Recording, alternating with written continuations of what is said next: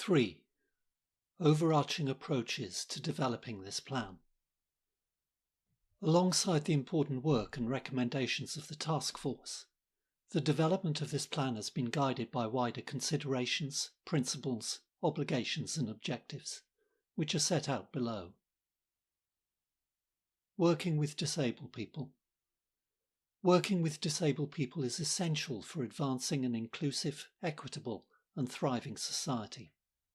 Collaborating with disabled people to address the real issues and challenges they face ensures policies are effective and more likely to achieve the intended outcome that respect the rights and contribution of disabled people. Disabled people's organisations across Wales have a strategic role in promoting the rights of disabled people in Wales. We continue to fund Disability Wales, the National Association of Disabled People's Organisations in Wales. Disabled people's organisations' expertise and value is supporting the Welsh Government and its policy development. Independent living. Independent living means all disabled people having the same freedom, dignity, choice and control as other citizens, whether in their home environment, at work, in education and in the community. It does not mean having to live by yourself or do everything for yourself. It means rights to practical assistance and support, to participate fully in society on the same basis as others, as well as voice, choice and control over how this is provided. It is about ensuring people of all ages and from all communities can enjoy well-being and access appropriate support when and how they need it. This is underpinned by Article 19 of the United Nations Convention on the Rights of Disabled People, ratified by the UK in 2009, under which disabled people have the right to live in the community with choices equal to others. This includes the opportunity to choose their place of residence and with whom they live, without being obliged to live in a particular arrangement. Additionally, community services and facilities available to the general population must also be accessible and responsive to the needs of disabled people. Equality. Understanding how a person's identity aspects, like gender, race and disability, combine to create unique discrimination experiences improves policy development. It enables policymakers to recognise and address the complex and interconnected nature of individuals' identities and personal experiences. The Equality Act 2010 requires employers and service providers to make reasonable adjustments to remove disadvantages faced by disabled people. This duty ensures that disabled individuals have equal access to services, employment, and public functions. Failure to make these adjustments may be considered unlawful discrimination. As part of our duties under the Equality Act, the Welsh Government has 7 national equality objectives. These are: National Equality Objective 1. We will create a Wales where everyone has opportunities to prosper in line with our organisational goal to reduce poverty. National Equality 2. We will create a Wales where everyone can be aware of their human rights and where those rights are protected, promoted and underpin all public policy. National Equality Objective 3. We will create a Wales where everyone can be aware of and has equitable access to high-quality public services. National Equality Objective 4. We will create a Wales free from discrimination, victimisation, harassment, abuse, hate crime and/or bullying against all people. National Equality Objective 5. We will create a Wales where everyone from the full diversity of backgrounds can participate in public life, have their voices heard and see themselves reflected in leadership positions. National Equality Objective 6. We will create a Wales with fair and equal opportunities to gain employment and for fair and equal treatment in the workplace, including fair pay and conditions. National Equality Objective 7. We will create an environmentally sustainable Wales with the capacity to both ensure our journey to net zero is fair and to respond to the inequitable impacts of climate change. Embedding equality and human rights approaches into Welsh Government work requires systemic and cultural change and will take time. Through our NEOs and Human Rights Statement, this plan introduces a coherent framework for planning and delivery.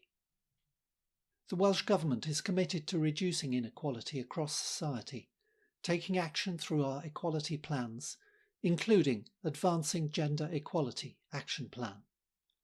Our Anti-Racist Wales Action Plan, ARWAP, shows how Welsh Government intends to collectively make a measurable difference to the lives of Black, Asian and minority ethnic people, including Gypsy, Roma and Traveller communities, by 2030.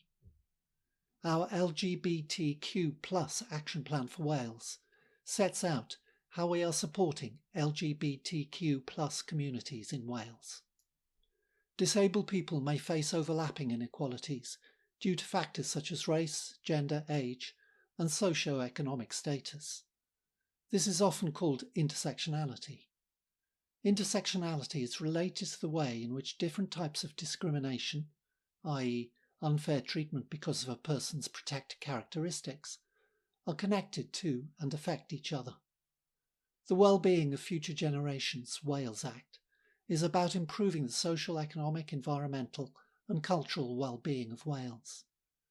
The Act gives a legally binding common purpose, the 7 well-being goals, for national government, local health boards and other specified public bodies. It details the ways in which specified public bodies must work and work together to improve the well-being of Wales. This plan will support the well-being goals of a prosperous Wales, resilient Wales, healthier Wales, more equal Wales, Wales of cohesive communities, Wales of vibrant culture and thriving Welsh language, globally responsible Wales. Climate Change Wales and Global Responsibility. The 2025 Global Disability Summit, GDS, full report, Accelerating Disability Inclusion in a Changing and Diverse World, emphasises the profound impact of climate change on disabled people around the world. The report also highlights the urgent need for action on climate change and accessible technology. It calls for inclusive policies in climate adaptation and mitigation solutions, and for the involvement of disabled people in co-designing processes to create more resilient communities that are better prepared to withstand the impacts of climate change and other emergencies. United Nations Convention on the Rights of Disabled People, UNCRDP. The UK ratified this convention in 2009 to uphold and promote the rights of disabled people. Throughout this plan, we refer to the convention as the Convention of the Rights of Disabled People, or UNCRDP, rather than the given name, Convention on the Rights of People with Disabilities. This is to reflect our commitment to the social model of disability, which is discussed in more detail later.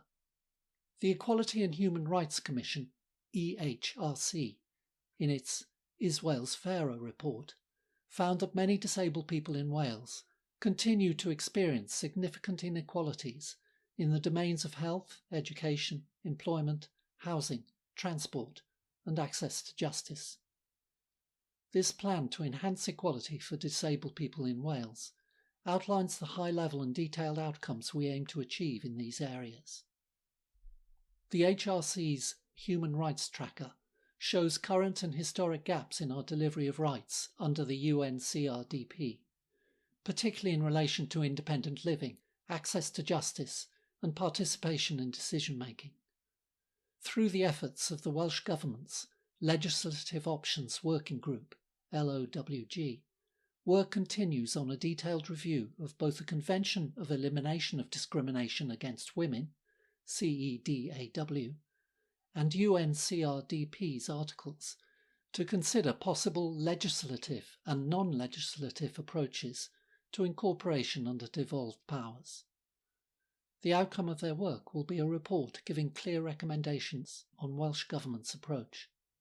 The 2024 United Nations report on the rights of persons with disabilities underscores several critical areas where the UK must enhance the lives of disabled individuals. The report advocates for comprehensive strategies to address labour shortages in disability and mental health services, and highlights the necessity of sufficient personal assistance, recreational support, and accessible transportation. It also emphasises the need to improve social security arrangements, including detailed assessments and benefit adjustments to cover disability-related costs. It calls for targeted support for marginalised groups to guarantee independent living, and underscores the importance of preventing the institutionalisation of disabled people due to inadequate community support. In Wales, the Welsh Government is responsible for devolved areas like health, education, and some areas of travel, while social security remains a UK government responsibility. A unified, cross-government effort is required to resolve some of the cross-cutting issues for all disabled people in the UK. The work to make the grants and benefits that are governed by Welsh Government, sometimes known as Welsh benefits, as easy to claim as possible, has positive potential for disabled people in Wales. The introduction in January 2024 of the Welsh Benefits Charter, which has been adopted by all 22 Welsh local authorities, signified a culture shift towards a more coherent, person-centred design and delivery of Welsh benefits and grants, based upon rights and entitlements. The Welsh Government, working collaboratively with its partners, are turning the Charter commitments into reality, which will ensure everyone is treated equally and fairly, without discrimination, and that all partners follow the social model of disability when administering Welsh benefits. The social model of disability and accessibility. The social model of disability focuses on societal barriers rather than impairments, advocating for the same rights for disabled people as their peers. The social model of disability shifts responsibility to society, calling for the removal of barriers, structural, cultural, and discriminatory, which hold back disabled people's participation. Structural barriers include inaccessible buildings. Cultural barriers arise from attitudes, beliefs, and practices within a society that lead to exclusion, discrimination, and prejudices favouring non-disabled people. By challenging these views, society can demonstrate that being disabled is not negative, and society and communities are stronger and more cohesive with a diversity of people, including disabled people. This model empowers disabled people to claim their rights and celebrates their diversity and contributions. Access to the world is fundamental for disabled people. Whether it is accessible websites, alternative formats for documents, hospital appointment letters in large print or braille, the provision of British Sign Language interpreters at events, or ensuring physical premises and cash machines are usable by all, and more, these measures are vital for inclusion. Recent evidence from the UK Government's report, The Lived Experience of Disabled People in the UK, a Review of Evidence, shows that disabled people in the UK continue to experience multiple and intersecting barriers across all areas of life. While there have been improvements in legislation and awareness, significant work remains to achieve true equality, accessibility, and inclusion. According to analysis by Project Nemo and Alex Partners, the UK economy is estimated to lose up to £70 billion annually due to a lack of accessible payment solutions. The report highlights that many disabled people encounter barriers when making payments, both online and in person, physical access, and a lack of staff support, which restricts disabled people's inclusion in economic life.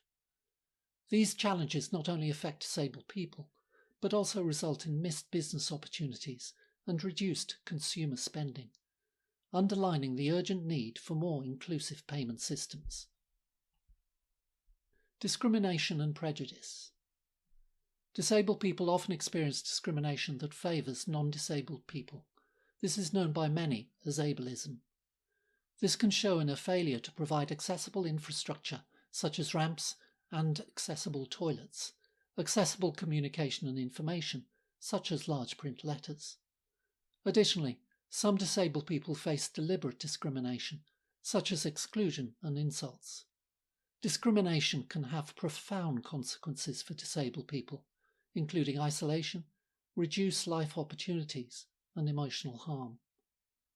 To address these issues, we need societal changes, including the design of inclusive spaces, spreading awareness, and ensuring equality for everyone. British Sign Language, BSL. BSL is a distinct language with unique grammar, syntax and vocabulary, and is the first or preferred language for many deaf people in Wales.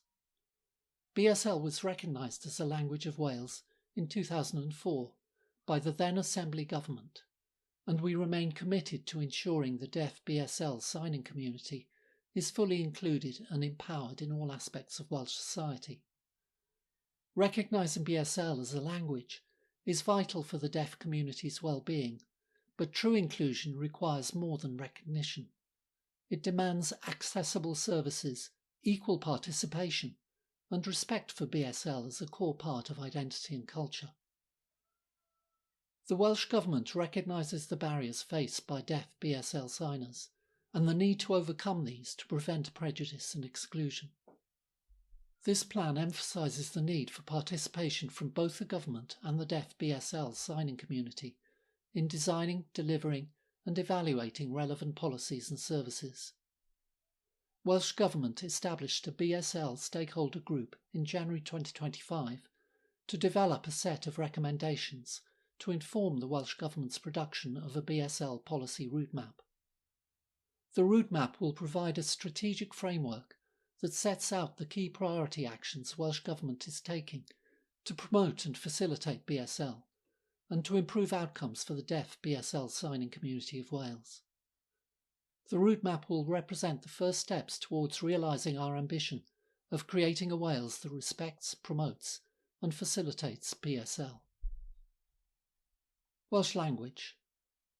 The Welsh Government's strategy for the Welsh language, Cymraeg 2050, aims for 1 million Welsh speakers and a doubling of the daily use of the Welsh language by 2050. We believe that the Welsh language, Cymraeg, belongs to us all, wherever we are on our Welsh language journey. Cymraeg is more than just a matter of cultural identity and diversity, it's also about social inclusion and equality. We recognise the intersectionality of language and disability. Mwy na geiriau, more than just words, is the Welsh Government's plan for the Welsh language in health and social care, and is aligned with the aims of Cymraeg 2050. Mwy na geiriau, more than words, recognises that effective communication is a key requirement in health and social care services, and that consideration of a person's language is fundamental to delivering safe, quality and person-centred care. We have also ensured alignment between our priorities for recording, tracking and sharing information on the Welsh language, which are central to the delivery of priorities in Mwy na geiriau, more than just words, and the All Wales Accessible Communication and Information Standards, published in September 2025. Disabled Welsh speakers may face extra barriers in accessing services, education and employment in Welsh. Technology can help people with specific needs who use Cymraeg. This could include disabled people, older people, people with additional learning needs, or people with needs resulting from a medical treatment, a cognitive or a physical impairment.